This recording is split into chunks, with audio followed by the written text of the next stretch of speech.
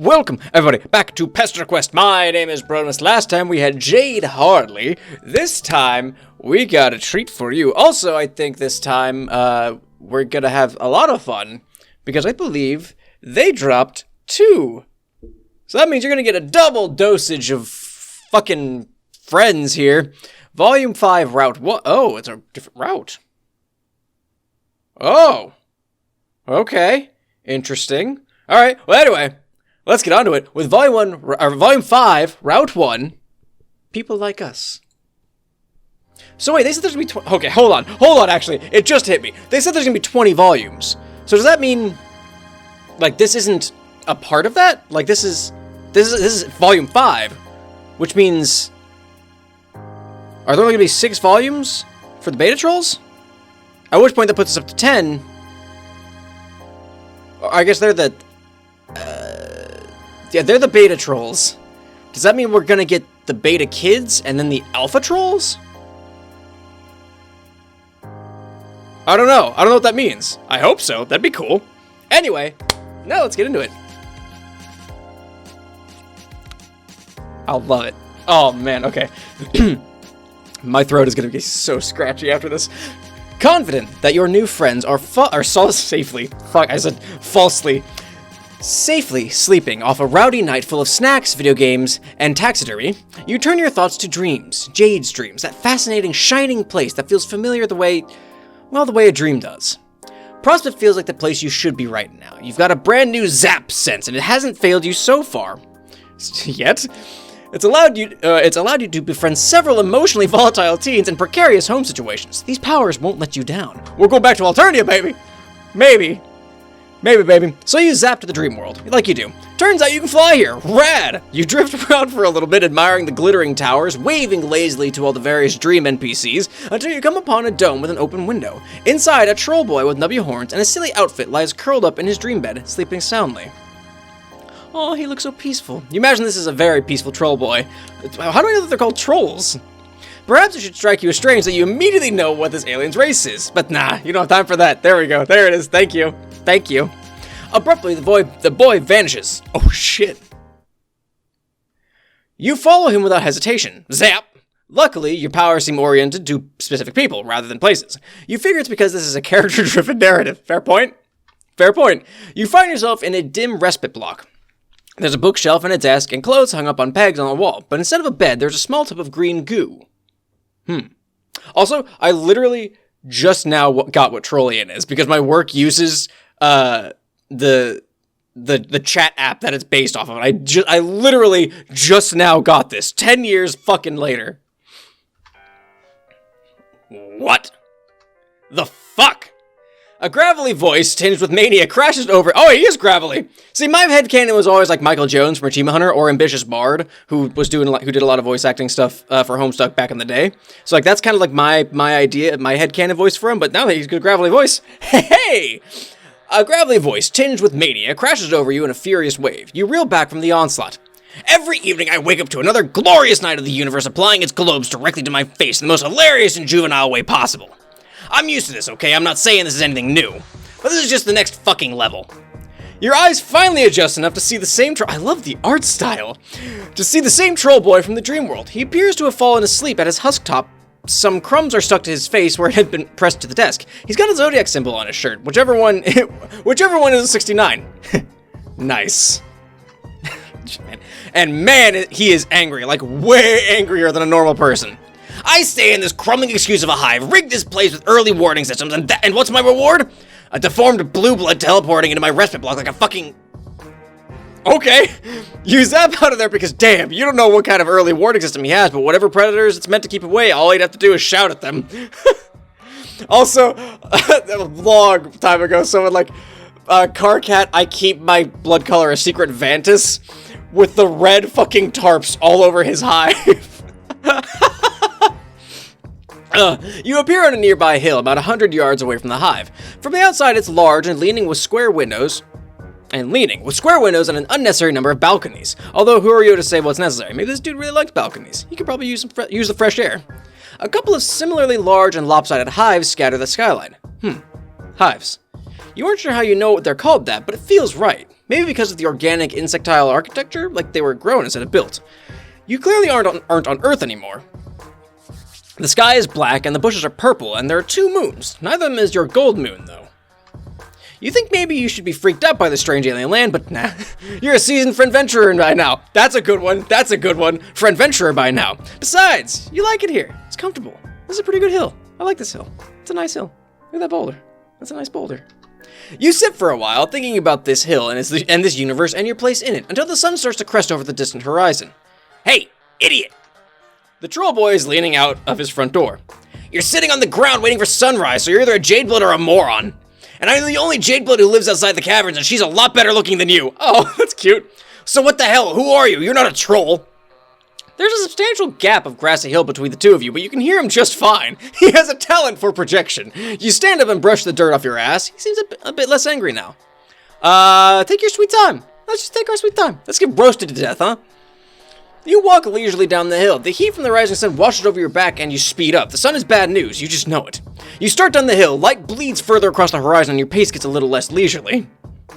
The troll boy crosses his arms. His shoulders are rounded in a slouch, like he spends a lot of time making himself smaller. His black painted claws, oh, his fingernails are painted, are bitten down. You wave a little awkward hello. He rolls his eyes and grabs you by the arm, grip surprisingly strong. He tugs you underneath the shadowed overhang of a balcony. Okay, asshole, what were you doing watching me in my dream like some hornless cast-posing pervert? I can't even retreat into unconsciousness anymore, is that it? I won't even slide into the nascent relief of death without an alien stalking me. Did one of my friends put you up to this? Was it Solix? Everybody's favorite pastime, make Karkat's life even more of a constant effervescent shit show. You tell him, Karkat, that's not like that. You don't know anybody named Solix, and you didn't mean to be creepy. You just found him, liked how he looked, and decided to follow him home. Karkat's thick eyebrows creep upward. He does have some big bushy eyebrows, damn. Okay, you know how that sounds. It's very true, but you really didn't mean it to be weird. You didn't do it to be weird, you did it for friendship. You crave it, like a mineral. Like salt. Wow, very normal, Mr. Magic. Oh, but you are magic! Okay, maybe not you specifically, you don't want to brag, but you can do some pretty magic stuff. Karkat looks incredibly dubious, even more so than Rose had, who you might have described as politely incredulous. I hope someone describes me as politely incredulous someday. You consider explaining to him all the wild stuff that Jade told you about, games and destiny and such things, but you really can't imagine what any of that has to do with this grumpy alien boy. What are the chances? You tell him you can prove it. You can bring him to visit one of his friends. You are so awesome at bringing friends together. You could visit... Solix, was it? Karkat makes a noise like a tea kettle being punched. Hell no! That nookbiter would self-immolate if I interrupted his coding. You wonder if that's a euphemism. Fair point. Maybe Karkat just likes scare quotes. Scare quotes. I don't have the energy to grub sit his freaky deformed bulges today. Okay. Okay. Then where does he want to go? Does he have any more friends? I wouldn't call him a friend exactly. More like an endless burden I've been cursed with by the slithering eldritch gods of the outer reaches. If I didn't occasionally check up on him, he'd space out so far he'd hit hard vacuum. How do we do this? You're actually not quite sure, but you don't want to backpedal and suggest to this cool, angry troll boy that you don't know what you're doing. Fair point. You gotta commit to the bit. Do I just... His hand kind of hovers near yours. Hold on.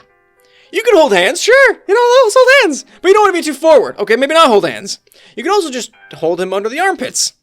You think holding me under the armpits is less weird than holding frond stumps? Frond stumps? Yeah. Sort of. Karkat puts an awkward hand on your elbow, then he frowns and pushes up your sleeve, laying 3 fingers against your bare arm. You good, dude? Yeah, sorry, you're just kind of warm. Thank you! I like being warm. You tell Karkat that he is very warm, too. Let's just get this over with. Try to aim for just outside his hive. His Lucis isn't around, and he's usually too stoned to even notice if the roof came down. Are we gonna go see Gamzee? But I don't want to startle him. Cool, here goes! Oh boy, you zap somewhere pitch black and immediately blunder right into Karkat. Oh my god. Could you keep it together for a single fucking glance nugget? You aren't in Karkat's hive anymore. You appear to be in the void. Cool, great. The what? Let go of me. You tell Karkat that he is actually the one still holding onto you. He makes an angry noise through his nostrils and releases you from his clammy grasp. He moves away from you and collides with what sounds like about 17 mops, all banging into each other and clattering to the ground. God fucking... Something smashes. Slurry guzzling. A shower of little noises like marbles over hardwood. What even is that? The fucking... What is this? What the fuck is this? A light finally pops on above you. You appear to be in an alien broom closet with, like, alien cleaning supplies, you guess? One of the bottles just has Clen written on it in permanent marker. You ask Karkat if he meant to transport the two of you into a closet. A bucket rattles as it kicks it. He yelps and jumps backward onto your foot. What the fuck? Oh, Makar, you bottom-feeding asshole. Your personal habits are almost as disgusting as your pan-rotting purple words. Why did your paling equipment mix in with your scrub poles? Did you figure nobody would notice? Surprise, Nooksucker, I noticed. What in the hell? Karkat breaks off, and after a moment, you realize why. Heavy footsteps shuffle closer. Someone has heard the absolute rumpus tantrum that Karkat's kicking up. Oh, hey, hold up, my brother. I'm hearing something in the scrub cubby. Some squeak beast what's all got itself trapped. Fucking hell. The door opens a crack. Karkat grabs your arm again. Oh, fuck. A shadow looms on the wall, wild hair and tall horns. Oh, fuck me. Karkat squeezes your arm so hard it hurts. Oh, fuck, oh, fuck, oh, fuck, oh, fuck. The door opens a little wider, and you feel wetness on your arm where Karkat's claws have drawn blood. The door creaks, and you panic. Oh, okay. All right. Just a little nibble of Gamzee. You both crash down to the floor together in Karkat's respite block. Karkat's little horns jab you in the side. What the fuck was that for? Why did you do that? Because Karkat was freaking the fuck out and you were worried the two of you were in danger? There's some menacing asshole saying creepy stuff outside the closet door? That is a complete mischaracterization of the scenario, and I'm totally disgusted you'd even bring it up. It's not a mischaracterization! He was totally losing it! Look, he was clinging on to you so hard he even drew blood. You show him your clawed up arm. That's a fair point. Karkat's reaction is immediate and overblown, which you are beginning to gather isn't out of character for him. He starts vigorously examining himself. He appears to be checking for injuries. No, you insist, he's not the one bleeding, you are. He's so covered up in jeans and sweater that you have no idea how he'd even get cut in the first place. Wait, this is your blood? Yeah? What's the big deal, besides the fact that he totally just scratched the shit out of you? You're willing to let it slide, though, for friendship reasons. So why we're here. You figure this might just be the way he greets people? It's also kind of fucked up. Maybe you should just leave? Wait, what? They're just going to zap the fuck out of here like nothing happened? You can't go out there, it isn't safe. Not for people like... Karkat pulls himself warily to his feet. He's still looking at you like you're a bomb that might go off if he steps wrong. Slowly, he extends his own palm and drags a claw across it. Crimson blood beads up and drips to the floor. It isn't safe for people like us. Clearly, something is happening here, and it's probably a really deep and affecting moment, but you're just not sure what you're supposed to do. You bleed, he bleeds, both of you bleed. Sweet blood friends, you can fuck with that. You can fuck with that. How did you get a Cerulean's hoodie? Did you bag yourself a high blood Moirail? Now that you have established that the two of you do indeed both have blood, it's an important connecting moment there. Karkat appears to have warmed up to you a lot. He even offers you something called grub juice, which you're pretty sure is just Coke, except not as sweet. It's almost a little salty. You take tiny, polite sips, then pour it into a dead plant as soon as Karkat turns his back. She's like, oh yes. Fucking the scene from Emperor's New Groove. You tell him that you aren't actually sure where you got this sweatshirt. You were just wearing it when you woke up? You don't even remember where that was. You just know you were standing in front of John's house and you were wearing this hoodie, and you knew it was important, but not why it's important. Possibly because it keeps you from being naked. You didn't realize it belonged to a cerulean, whatever that is. Karkat is looking at you like you aren't making much sense, which is fair, because you really aren't making much sense. Good point, understandable. So you're a mutant blood. Is there supposed to be a T there? So you're a mutant blood alien with amnesia that can also teleport. Yep. Oh, and you can time travel too. Don't push it. Don't go that far, dipshit. Karkat sits down at his desk and hits the spacebar at his keyboard. We could probably figure out whose caste sign that is. Well, not us specifically, unless you've got some incredibly unlikely and well-honed husktop skills. You've got no husktop skills. Honed or otherwise, just none. Zero. Yeah, I'm not fucking surprised. Here, just give me a second. Don't break any of my shit. You take a glance around the room, keeping your arms behind your back as to make absolutely sure you don't break any of his shit. His room is surprisingly tidy for someone as scattered as Karkat, mostly just weapons and movie posters. It holds the air of someone who doesn't plan to live in a place for very long. It feels temporary. Karkat is typing furiously with his mouth pulled into a little frown. That's his default, it appears. Every so often, though, he'll throw glances at the cuts on your arm. He really is hung up on your blood. Alright, good news, Captor. Tonight's your lucky night. Finally, I get a chance to put your money where your dribbling, snaggled-toothed flap is. I need you to do something for me. KK, if this is more whining about the team leader, I don't want to hear it. You just don't have the qualities necessary for this sort of scenario. And if you're just here to start some sort of slap fight for Whaler, then you should probably go fuck yourself. Go fuck yourself. Because I've actually got, fucking help. Because I've got actual work I need to do tonight. Haha, oh my god, who gives a fuck about about a game Aradia dug out of a hole in the ground? And what actual work? Like, I even believe that for a second. You mean the actual work of touching yourself while sobbing into your raccoon? Yes, hilarious, but can we skip the foreplay for just one time in our lives? All that's going to happen is you saying something you regret and then cry typing over whether or not we're still friends. Okay, first of all, fuck you. I don't have the time for any of your pathetic burns dunking me into a carton of weak sauce. There's actual real serious shit going down. Well, now that we've wasted like 2 minutes telling each other how busy we are, what the fuck do you want? I need to check something in the Imperial database for me. Cast records. And I want you to do it without asking me why I need it. Deal? Wait, what the fuck, KK? Absolutely no deal. Absolutely no deal. You didn't even try to make a deal. You just told me to do something incredibly illegal and dangerous. Why do we need cast records? Do you think ancestors are bullshit? Or you think ancestors are bullshit? Fuck me. Fuck. Shit. I'm out of practice. Fuck. Ancestors are bullshit. Fake night dream nonsense for kids who hate themselves and want to experience a connection to something better than they are. Face the facts, bulge-weeze. There is no way any of us are descended from anybody that matters. Then why the hell do you want me to risk getting called for records if it's a bunch of bullshit that doesn't matter? I might have a death wish, but I'm not suicidal. So, should be a 2 there. Either tell me what crawled up your nook and laid eggs in there, or tell me to get, or let me get back to work. Okay, fine. I'm only telling you this because we're friends and I trust you. There's this person in my hive. Person. Yeah, they aren't a troll, but they aren't a drone either. I figure they're an alien, but they've got a cerulean sign and they're trying to figure out where it came from. Wait, they aren't a troll, but they're a cerulean. Sorry, KK, I'm trying to wrap my pan around this, but I'm pretty sure you're fucking with me. Oh my god, could you just run this? Give me a second. Okay, nobody's had this sign or cast name in a while. Ask your new alien friend if they know the name Adalov. Hey, do you know... Oh, what the fuck? You step back from where you've been reading over Karkat's shoulder. You couldn't resist. He was just getting so heated and mad, banging on the keyboard and making weird little growly noises. You think you can just... Karkat goes absolutely silent. He's rigid. Adalov. I mean, that is Malik. How long has it been? Karkat goes absolutely silent. He's rigid. If he'd been a cat, his hair would be standing straight up. You ask him what's wrong, and he shushes you so loudly you almost fall over from shock. You strain. In the distance, you think you hear a strange, staticky whirring. Suddenly, Karkat explodes into motion, grabbing your arm and pulling you out of his respite block and down the stairs.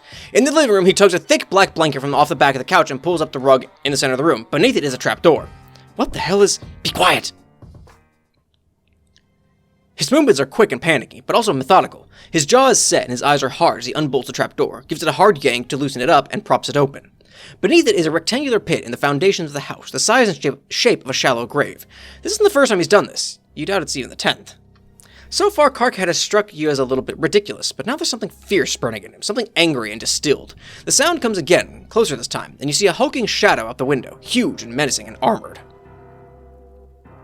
Oh, that's interesting. Karkat yanks you down into the pit with him and wraps the two of you in the blanket. Then he closes the trapdoor and you are plunged into a darkness so absolute it's like you've stopped existing. What the hell's going on? A drone. Karkat's face is squished against your shoulder. The fear in his voice shudders you to your bones. It's just a routine check. That's a plane, is what that is. It's just a routine check. We should be fine down here. My Lucis dug this. It hides the temperature. The temperature? Of me. Of us. Of our mutation. Oh, that's right. Because trolls are normally cold, but since he's got the red blood, he's warm.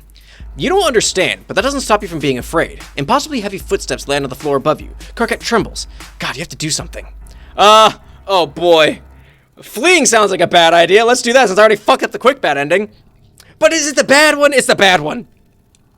So you're a pretty tolerant kind of dude. You're generally down for whatever, but lying in a shallow grave while a troll boy digs his nubby little horns into your ribs and a mechanical monster stomps around upstairs, that's kind of a lot, even for you. So you do the only thing a responsible friend can. You get your friend the fuck out of Dodge. Duh, what a terrible idea. Oh shit, no, we teleported, we teleport, fuck! Shit! It was really cool of Jade to have us all over. It felt like a birthday present. Kind of. Especially since all of my other presents got lost in the mail.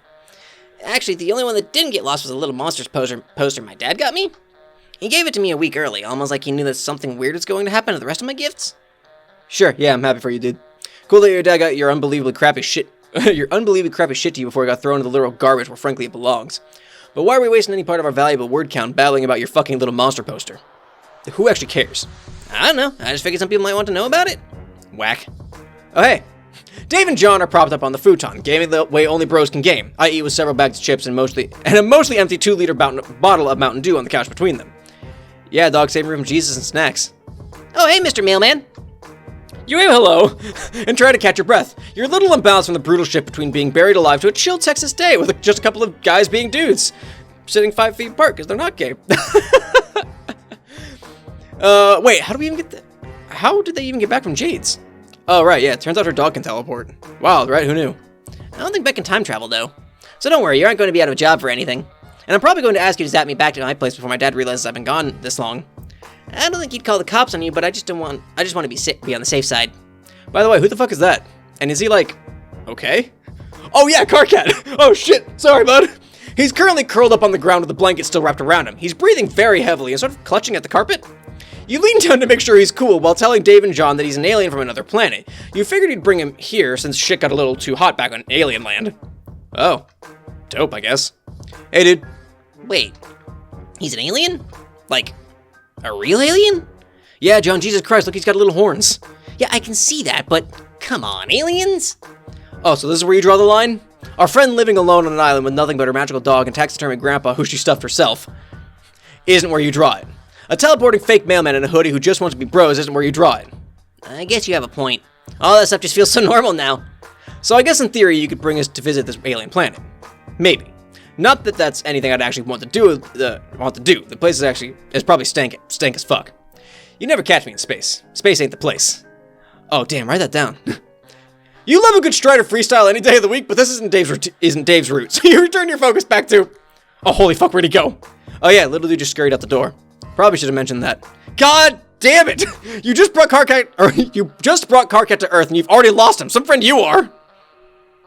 You zap down to the ground floor of the apartment building. Nothing. You zap to the stairwell and look up. Nothing. No little alien boy with a blanket. Shit. Damn it. Fuck. Piss. Ass. Remembering the time you met Dave, you zap up to the roof. You find Karkat Oh, hey, buddy. You find Karkat standing silhouetted against the turgid Texas sky. Shimmers of heat haze making him look strangely artificial. He's shading his eyes and staring up at the sun. Hey, dude, don't do that. You're going to hurt yourself.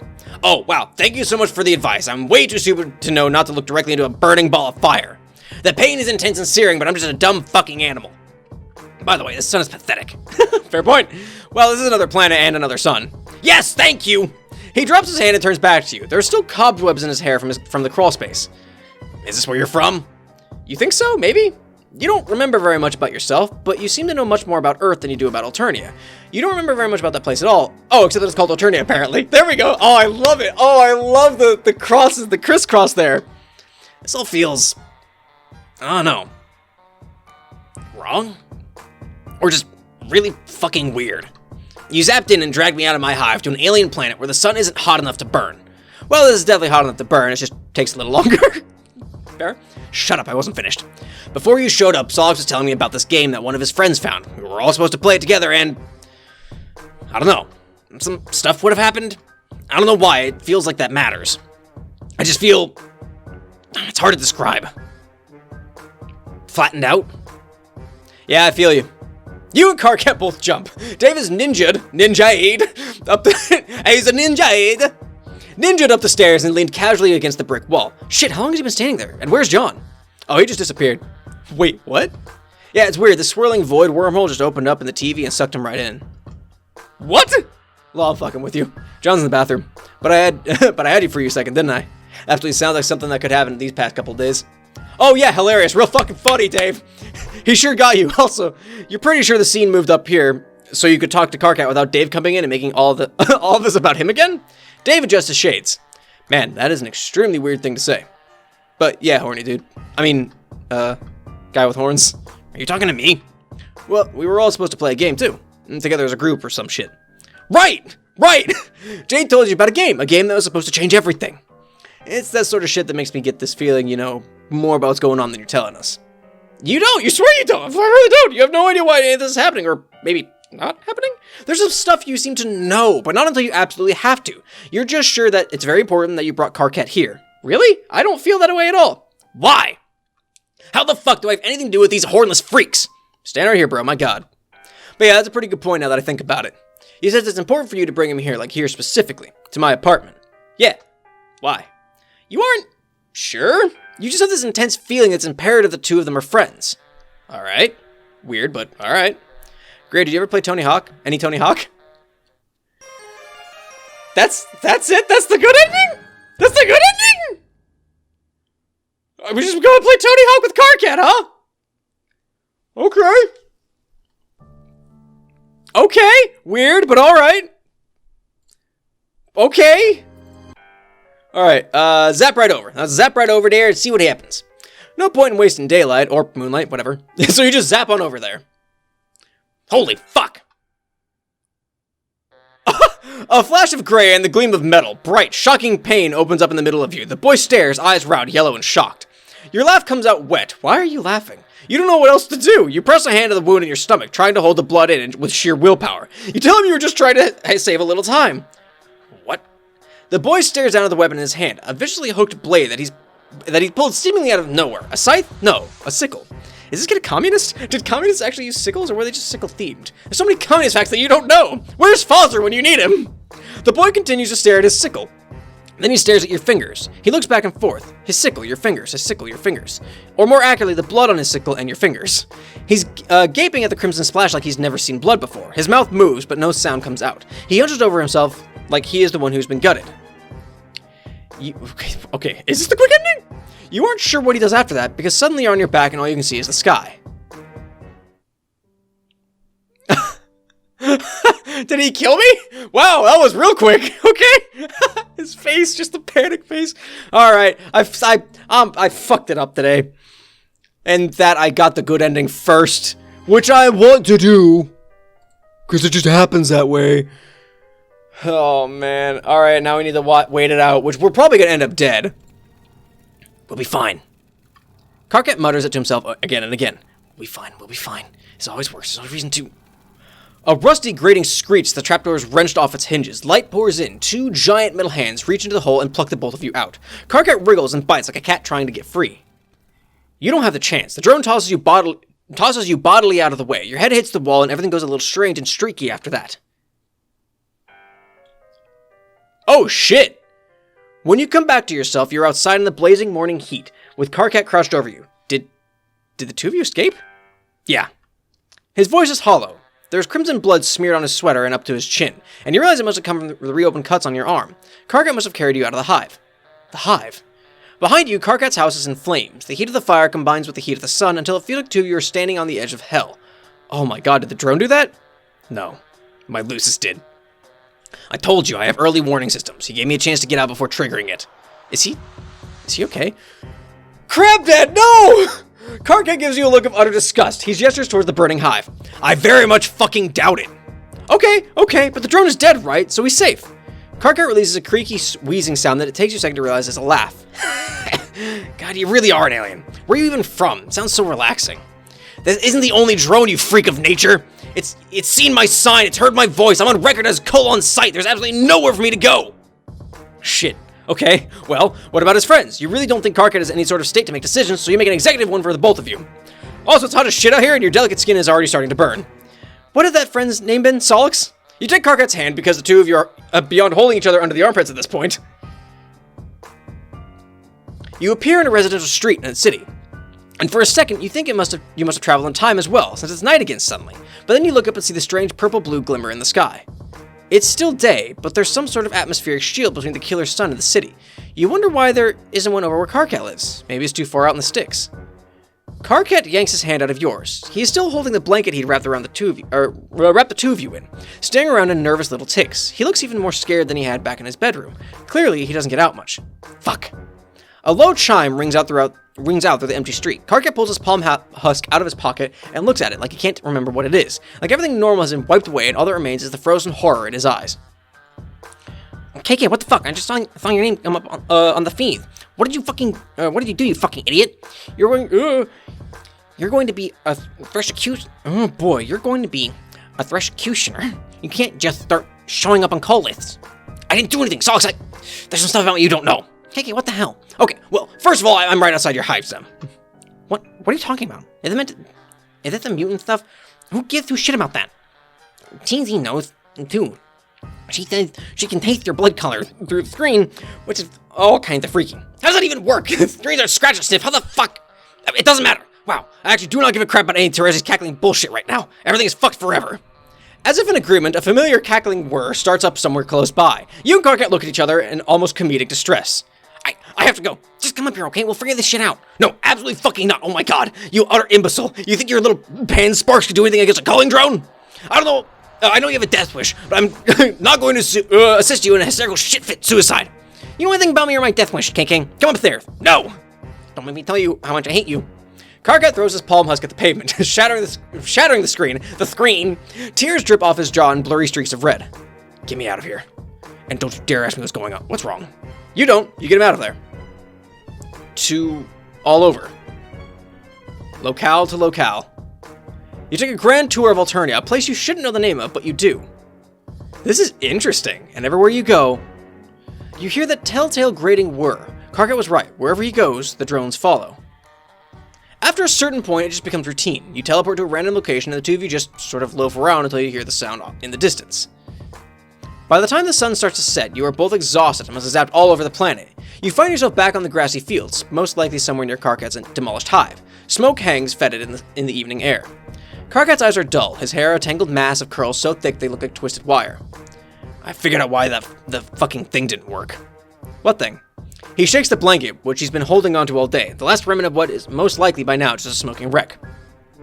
With 2 mutants in there, we were too warm. Years of perfecting my hiding like an oink beast from the slaughter technique, and it's all decimated by some clueless asshole in a hoodie. Just Karkat out here having a normal one. Getting fucked by the waste chute. By the inexorable march of fate in the universe. I meet someone with the same disgusting deformity as me, and they immediately ruin my life. This is why I don't let people into my hive. Karkat, there's so much hatred wrapped up in his voice, in his words, and you don't think it's hatred for you. You ask him what you can do. You want to fix this. I think you've done enough. Karkat bundles himself up in the blanket. Even though it isn't cold, he turns away. Oh, that's really cool. Oh, that's awesome. Oh, that's super cool. Okay. Alright. That was really neat. I really like that one. Alright. That's a video, everybody. Thank you so much for watching. If you liked it, make sure you click the like button down below. Subscribe so you can keep up with my stuff. New video every Friday at 1 p.m. Eastern Time. We're going to have Kanaya next week. Comment, let me know what you guys think, because that was really interesting and really cool. I wonder if MSPA Reader is going to try and teleport all the trolls away from Alternia, because is the Great Glub going to happen regardless? Is that just going to happen? I don't know. But share it with your friends. Show them we have the first troll. And also, like, if you guys have any ideas of what the fucking volume discrepancy is going to be, because it might be a stretch, but we might get all of the trolls, like alpha trolls, beta trolls, and then also get the beta kids? Maybe? I don't know. But anyway, share it with your friends. That's how we grow the channel. I would appreciate it if you guys shared it with like-minded individuals. Maybe you can actually turn them into Homestucks. Good luck with that. But I hope you guys enjoyed this, and I hope to see you next time. Later, everybody.